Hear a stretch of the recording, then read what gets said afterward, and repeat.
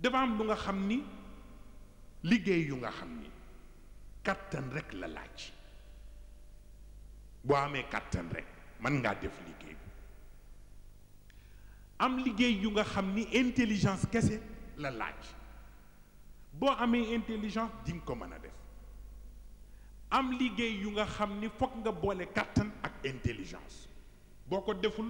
doo mën a jëriñoo liggéey bi ak liggéey yu nga xam ni même bu laajee tuuti intelligence li mu gën a laaj mooy des relations surtout commerce yooyu yëpp it foog ñu xam ko xamit xale bi liñ ko ciy dugal ci yooyu d'abord parce que xam nga tubaab yi boo gisee ñu ëpp ñu yitte mooy loolu ñun nit ku ñuul la plupart dañuy jënd fowukaay pour sunu doom pour rek mu fo et n'importe quel jouet moom lañ koy jëndal mais tubaab moom ci fowukaay lay xame ban vocation la doomam bëgg a suivre day changer bu teyee mu jëndal ko oto bàyyi ko di ko xool nan lay foye ci oto bi boo ëllëgee mu dem jëndi avion ñoo bàyyi ko xool ko nu muy def ci avion bi beneen yoon mu dem jëndal ko bateau ñoo bàyyi ko xool nu muy def ci bateau bi beneen yoon mu jëndal ko ay pelle ay genre pic ak yu mel noonu yóbbu ko géej ga seet ba xam nan lay liggéey ci affaire outils yi ñu ko jox donc di ko seet par vocation bu nañu jënd fowukaay bu nur bu war a jëm ca loola jox ko mais toujours ñu ngi koy surveiller ba xam di xool ci biir fowukaay yooyu nag bu demee ba yëpp dajaloo ban la ci gën di jël di ca gën di passer temps ñu xam ni kon boobu moo ko gën saf bu ko defee ñu commencé nag di ko ci poser des questions di seet ndax ba xam noonu ñu ko jàppee est-ce que noonu la demee réellement wala déet bu ñu demee nag ba am ci nag yaqin ci ni bii moo ko gën a intéressé ñu commencé di jël livre yi nga xam ni moo jëm ci yooyu d'abord théoriquement mu commencé am na ci yoo xam ni dañ koy def ci ay genre dessin animé di ko jox mu di ko suivre s'il le faut ñu dem di ko wutal ay film mu di ko suivre donc yooyu yëpp mu di ko def ñu koy contrôler di ko seet ba mu wóor leen nag âge am ak maturité am may na ko léegi ñu introduire ko ci benn centre de formation wala ci benn atelier de formation noonu lañ koy defee mais ñun dañu n'importe comment dañuy fekk sax jouet boo xam ne pour jigéen lañ ñu jëndal ko ku góor te yooyu yëpp lu mat a bàyyi xel la parce que bu ci nekk dafay agir ci mémoire am di agir aussi ci intelligence am waaw ak surtout ci comportement waaw bi ci des moo di xam nga bu jëkkoon chance bi nga xam ni moom la surtout suñu pays même ñoom seen pays amoon na ca mais ba léegi ñun ñoo leen ko gën dese moo di bu jëkkoon xale dafay xaw gimmi tuuti rek fekk baayam ci mbaar mi donc foofa lay nekk fa lay yendu ci mbaar mi fa lay commencer ñu di ko initier walla xale bi baayam am tool buy dem tool ba di ko yóbbaale mu ñëw di jàpp ci machine bi xam nga kooku déjà ci wàllu hérédité dana am lu muy def ci moom bien qu'après nag environnement bi dana am leneen lu mu koy exiger mais xam nga léegi loolu presque amatul sunu société yu bari léegi presque xale bi dafay am presque 6 ans rek ñu daal di koy commencer même léegi dootul yegg 6 ans day am 4 ans ñu commencé yóbbu école maternelle wala jardin d'enfants 6 ans déjà fekk na ko ci biir école yi li ci gën yéeme muy ñu ca bari seen baay dafa liggéey d'accord moo leen di yore mais jamono yi ñuy gisee seen wayjur mooy bu wàccee ñëw ci kër gi moom it coono bi jàpp ko du leen sax xawtal ñëw gaaw sangu bu dee jullit mu daal di gaaw julli def ay faratay diineem gaaw ni na reer bi ñëw ñu jox ko reer bi mu daal di laaj journal bi tëdd ci kaw kanam bi tuuti nga toog tuuti dégg ko muy xandoor ndax coono bu bari xam nga xale bu mel noonu amul occasion bu mu découvrir monde bi baayam nekk. moo tax nag ñuy bëgg waajur yi di wut occasion yu ñuy jële seen doom yi di leen yóbbu fa ñuy liggéeyee, parce que lu am solo la nit ki di xam fi baayam di yendu, xamit lam fay daj, parce que waxuma la moo xam métier bi, mais dana tax mu du gaspiller liñ koy jox. ndax ku ñëw ci barab fekk sa baay ñàkk tooy xepp sonn ba bëgg dee mu sol mbubb yu doy waar, yaakaar naa la mu fay ñàkk di la ko jox, boo dee nit nga tuuti di nga am noo koy organiser ci sa wàll. bi ci des itam moo di ñoom dañu constaté ni bu ñuy basé ci âge, parce que âge dafay naxe, parce que nit ki mën na am fukki at ak ñaar walla fukki at ak ñeent te yàlla may ko kàttan bu mu mën a defe lu borom ñaar fukki at ak juróom man. mais itam nit mën na am ñaar fukki at walla ñaar fukki at ak juróom te yaramam muusagul, yaxam muusagul, intelligence am yeggagul fu ñu koy confier yenn yi. kon nag problème bi mooy ñu xaar ba xam maturité bi fu mu toll, xamit résistance am fan la toll, luñ koy confier ñu soog ko confier. wa zaadahu bastatan fi l ilmi wal jism, dañ ko bàyyi mooy évoluer ci wàllu intelligence ak ci wàllu kàttan. waaw parce que inna xayra man istajarta al qawi al amin soog a ñëw. waaw moo tax ñoom ci seen conseil yi ñuy joxe ñu ni liggéey bépp liggéey bu jëm ci ay yëkkati ay weñ, jël ay marto yu rëy di dóor, walla lu jëm ci même ci wàllu boucherie nga xam ni léeg-léeg ngay yenu ay partie yu diis ci nag walla ci gëléem walla ci yeneen, ak li liggéey ba di laaj di yor ay jaas yi di dóor, walla par exemple lu mel ni ay service militaire. nee na kooku nañuy seet xale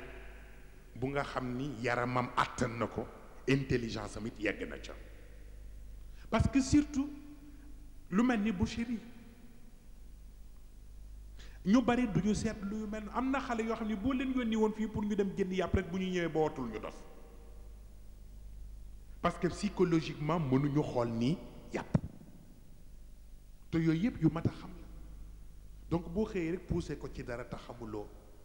yan mooy ay conditions yi muy dunde, mën nga lor xar bi te doo ko yëg ko. waaw ba ca des mooy bu fekkee ni koo xam ni intelligence am demewul noonu pour mu mën a liggéey ci ay lu mel ni informatique, dooleem aussi mayu ko it mu dem jël liggéey yenn yi. ñun la boo koy orienté ko ci lu mel ni parfumerie, parce que loolu jaay ko yomb na, walla ci lu mel ni imprimerie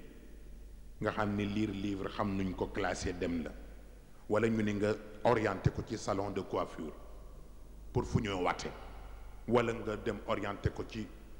atelier tailleur, parce que yooyu au moins ñoo gën a woyof que nga yóbbu ko ci yeneen yu nga xam ni intelligence am yeggu ci, aussi itam kàttanam yeggu ci. waaw mais mu am yu des ñu ni dañu gis ci jamono ay xale, surtout xale yu jigéen yu nga xam ni dañoo rêvé. li ñoo rêvé mooy nekk mannequin, li ñoo rêvé mooy nekk star de cinéma, li ñoo rêvé mooy nekk miss, li ñoo rêvé mooy nekk genre steward yooyu, walla ñu nekk ay genre hôtesse. ñu ni nag duñ ko ni bu mu ko def, waaye est-ce que mën na jox garantie ci conditions yi l'islam wax pour jigéen war ko comporter woo ci tenue ak ci wàllu doxal ni est-ce que mën na joxe garantie bi? bu mënee jox matale shuruut yi rek kenn dootu ko tere, te mooy moo xam xuduut yi, xamit fu mu war a yem. bu fekkee mën na ko fa xayrun, mais est-ce que yooyu métier mën naa ànd ak loolu? mënul ànd ak yooyu parce que am na yu nga xam ni nekkatuloo nit instrument nga yàgg robo yéen a yem insaan ali musayyar la muxayyar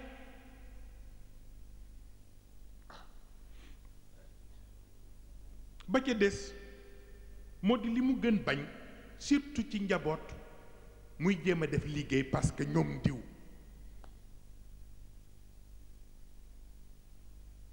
boobu bëgguñu ko bul jàpp ni parce que ñoom diw ñu ngi def liggéey bi rek nga ne sa doom na ko defi boobu bëgguñu ko bëgguñu it liggéey bu nga xam ni da nga ko xool ci publicité bi ñu wan la ko ci publicité bi rek nga daat ni gaawal jógal nangam bi ñu wane ci télé bi parce que mooy firi li sëñ Cheikh waxoon ni publicité léegi day mujj nekk tentation al ishar gis nga araba ko firi publicité mu ne al ishar siiwal loolu la firi ci tubaab mais loo xam ne dañ koy siiwal rek est-ce que jar na ko wala jaru ko ba ca des mooy bi mu gën a bon moo di koo xam ni liggéey bi yépp dañ ko ajal ci lam cay am parce que nee na li gën bon mooy yor sa njaboot bu tayee ñu fay fekk ko ci atelier mécanique bi mu nekk fa apprenti bu fa amee ñaari weer ñu yëg ni toxoon na fa dem ci atelier menuisier bi bu ëllëgee yeneen ñaari weer ñu yëgati ni toxoon na foofu dem na ci atelier électricien noonu lay wari du maîtriser benn métier parce que fu mu ca dem nga ne ko loo fa am te fekk patron am sax amu fa dara nga bëgg moom mu jële fa dara apprentissage kenn mënu koo booleeg di joxe dara c'est pas possible ah waaye yooyu yëpp bëgg loo ca am mooy liñ leen wan ci élément bi xale yooyu niñ leen di sonale pour que rek lu ñu leen di jox mais aussi buñ ko yemale foofu xale yi taxawàllu tey jàng daara xale yi jàngatuñu foo leen gis ñu ngi ci fëyi yor seen kii ngir yàlla fi sabilillah man kaana lillahi kaana allahu lahu man kaana lillahi kaana allahu lahu malheureusement ñu ngi koy wax mais li ñuy wax xamuñu ko mooy li ma leen fi nettali woon xale bi ma ko waxoon ñëw naan ma papa alaaji man kaana lillahi kaana allahu ma ne ko foo ne woon ah kay comme ku nekkal yàlla yàlla nekkal la ma ne ko ba nit ñay nekkal yàlla ba mu régler seen affaire yow foo nekkoon ba nga xëy di yelwaan mu ne xam ma daan ne waaw sarax ma rek ma ne ko waaw kay booboo gën gaaw ci yow waaw booboo gën gaaw bi ci des te l'islam aussi di ci insister moo di xaleel mag sax mais rawatina xaleel mooy foo koy yóbbu pour mu apprendre moo xam day jàng moo xam day liggéey nee na na nekk fu sell fu nga xam ni kenn du yàq ay jikko rawatina ñu jigéen ñi parce que temps bi moo ko dul maye mais dañ lay wan ay témoignages ay xale yu jigéen yu nga xam ni fa ñu doon liggéeyee c'est comme ni xale bi doon waxee ci début bi ci Inde Pakistan la même chose ñoom def nañ témoignage yu mel noonu ay xale yu jigéen ñu xam ne fa ñu doon liggéeyee fa lañ leen violé xale yu nga xam ni fa lañ doon liggéeyee fa lañ leen jàngee ñu tux yàmba fa ñu doon liggéeyee lañ leen jàngale pour ñuy jël ay drogue te ay magaleen ci initié fa ñu doon liggéeyee lañ leen jàngal ñuy wax di saaga wax yu bon moo tax nag ñu ni bi ñu gën a amal solo même jàng li jàng di nekk farata parce que talabul ilmi faridatun ala kulli muslimin wa muslima waaye bu dee ci milieu boo xam ne day yàq sa éducation doom di yàq jikkoom di ko jox leneen bu boobaa li jàng di am solo jar na nga téye ko ba gis fu dal sa xel waaw bu ko defee kon nag boo gisee yàlla di ñu wax ci alquran wa qul i'malu fa sayara allahu amalakum wa rasuluhu wal muminuun yàlla du n'importe quoi lañ koy jox mu cay teg bëtam yonent bi noonu jullit yu sell yi aussi noonu. kon lii ya nga xam ni mooy jaral yàlla mu bàyyi lu ne di ko xool liggéey bu sell lay doon, liggéey bu propre lay doon, liggéey lay doon bu nga xam ni ki koy def daf koy def ngir jaamoo ko boromam, même bu dee xale. parce que xale ça dépend ci niñ ko préparé. wan nañu leen ci yi passé woon Haroun al-Rachid keroog ba mu dajee ak xale ba te ñëw ne xale bi anta ibn man, xale bi tontu na ko ni ko ana ibn al adab. Haroun al-Rachid ni ko ni'ma nasab alladi intasabta ilay. xale bi yow yaay doomu kan? mu ni ko man may doomu teggi. mu ni ko teggi nag mooy askan wi nga xam ne ca la ñëpp bëgg a bokk, kon nag na nga ci yàgg. waaye gis nga gëm yàlla te xam lu xew baax na. xam nga même Haroun al-Rachid dafa jóge Bagdad pour dem al aradi al muqaddasa. mu romb koo xam ne dañ doon wax ni dof la, Bahloul. ñu ni dof la, mu di ko mel ni ku koy chayuté, nuyoog moom ni ko idni ya Bahloul idni. Bahloul ni ko bima aiduk hadi qusuruhum wa hadi quburuhum. mu ni ko waar ma, mu ni ko est-ce que yow laajati nañu lay waar? ñi nga donn seen château yaa ngi nii waaye seen bàmmeel yaa nga nele. jeex na. lu mu yàgg-yàgg di nga jóge ci château yi dem dugg ca biir bàmmeel ba walaw kuntum fi burujin mushayyada.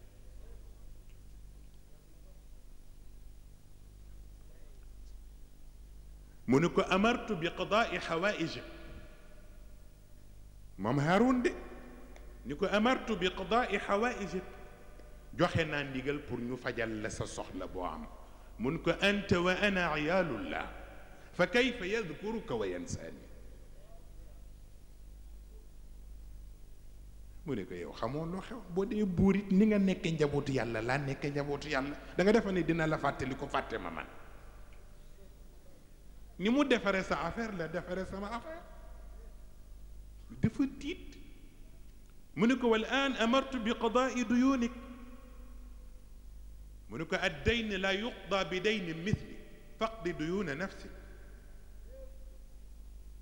wax naa ñu fajal la say bor, mu ni ko bor du fay bor, li nga yor ci bor doy na, damal fay sa bos ba noppi. te kat dañu ni dof la waaye fekk na dafa mbubboo dof gi rek, la moo xam ëpp na. waaw ba tax na kon nag la yasxar qawmun min qawm